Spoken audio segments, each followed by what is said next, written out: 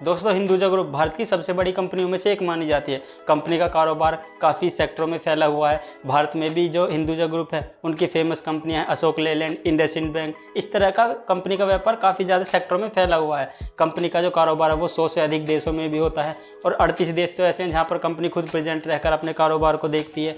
लेकिन दोस्तों, इनकी जर्नी इतनी आसान नहीं थी। इन्होंने पहले इंडिया से शुरू किया, उसके बाद ईरान में जाकर काम करना शुरू किया, उसके बाद फिर उन्होंने यूके में शिफ्ट हुआ। तो इतनी सारी संघर्ष करने के बाद इन्होंने हज़ारों करोड़ का साम्राज्य कैसे खड़ा किया, जानने को मिलेगा आज की इस वीडियो में। अगर आप चैनल पर पहली बार आए हैं तो हमारी छोटी सी यूट्यूब फैमिली के साथ जुड़कर इसको और भी बड़ा करें, ताकि हम आपके लिए ऐसी ही इंटरेस्टिंग वीडियोज़ बनाते रहें।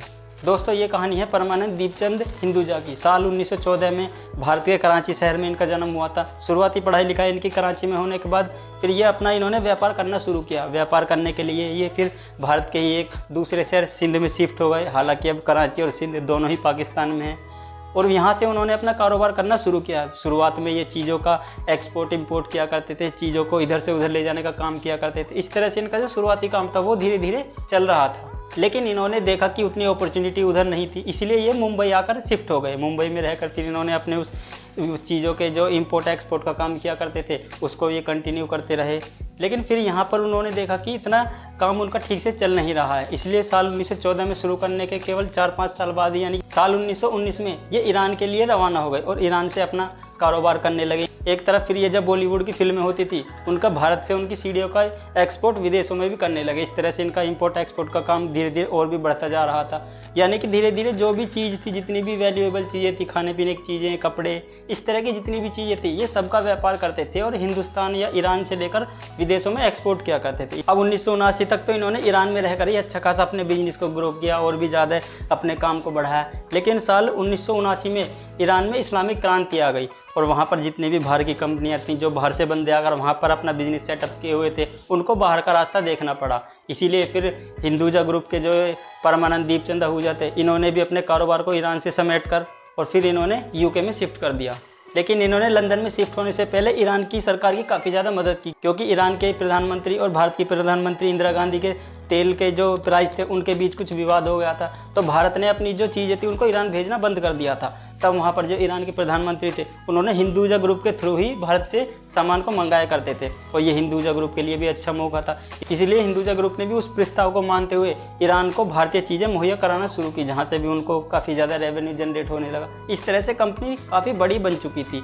लेकिन फिर इन्होंने ईरान से निकलने के बाद यूके में आए और यूके में अपना सेटअप लगाने के बाद वहाँ भी अपना ये जो कारोबार था इसको ही जारी रखा और धीरे धीरे फिर जैसे पैसा आता रहा इन्होंने अपने कारोबार को और भी ज़्यादा बढ़ाते रहे, नई नई चीज़ों में पैसा इन्वेस्ट करते रहे। कैश फ्लो होने के बाद फिर साल 1980 में इन्होंने भारतीय कमर्शियल व्हीकल बनाने वाली कंपनी अशोक लीलैंड को खरीद लिया और फिर इन्होंने अशोक लीलैंड की जो कंपनी थी उसके जितने भी व्हीकल थे उनको बनाना चालू किया। साथ ही जापानी कंपनी से भी एक टाई अप किया। जापानी कंपनी और अशोक लीलैंड दोनों साथ में मिलकर अब कमर्शियल व्हीकल और भी काफ़ी सारी चीज़ें बनाते हैं। इस तरह से इन्होंने अपने कारोबार को और भी आगे बढ़ाया। इसी तरह साल 1993 में इन्होंने अपना खुद का प्राइवेट बैंक खोला जो इंडसइंड बैंक के नाम से जाना गया, जिसका भारत में काफ़ी ज़्यादा ब्रांच तो नहीं है लेकिन उससे काफ़ी ज़्यादा कंपनी को रेवेन्यू जनरेट होता है। तो फिर इंडसइंड बैंक के खोलने के केवल 1-2 साल के बाद ही इन्होंने स्विट्ज़रलैंड में अपना हिंदुजा बैंक भी खोला, जो किसी भारतीय द्वारा खोला गया पहला इंटरनेशनल बैंक है।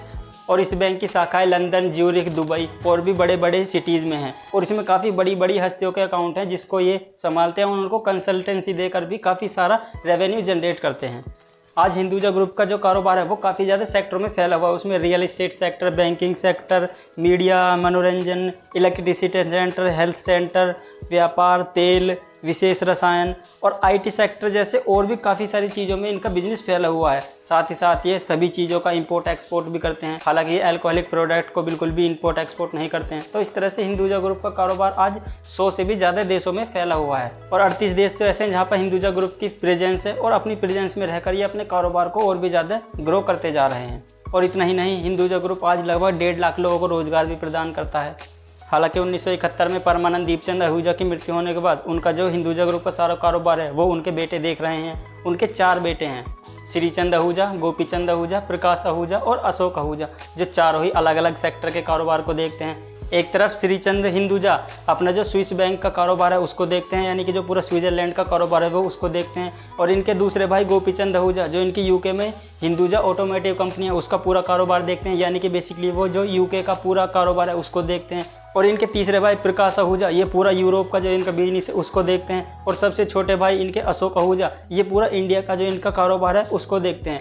तो इस तरह से ये जो चारों भाई हैं हिंदुजा ग्रुप की अलग अलग कंपनीज़ का कारोबार देखते हैं। लेकिन कभी जो चारों भाई आपस में अपने मिलकर ग्रुप को संभाला करते थे, अब धीरे धीरे इनकी फैमिली में दरार आती जा रही है, क्योंकि इनके बीच का जो एक लेटर है वो ये था कि जो भी संपत्ति किसी एक भाई की है वो सभी भाइयों में बराबर बांटी जाएगी। किसी भी भाई का किसी भी प्रॉपर्टी पर कोई अपना पर्सनल हक नहीं है, वो जितनी भी प्रॉपर्टी है जहाँ भी है सभी की है।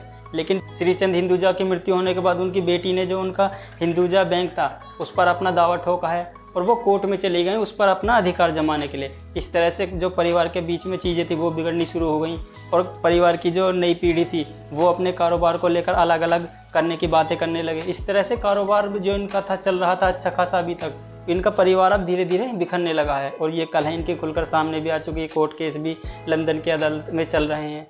तो इस तरह से कभी इतना बड़ा ग्रुप बनाने वाले हिंदुजा ब्रदर्स जो कभी अपने इस ग्रुप को आसानी से चला रहे थे, मिलजुल कर चला रहे थे, अब इनके इस ग्रुप में धीरे धीरे दरार भी पड़ती जा रही है। तो दोस्तों आज की इस हिंदुजा ग्रुप की स्टोरी में इतना ही। वीडियो कैसी लगी कमेंट में अपनी राय जरूर दें और thanks for your valuable time.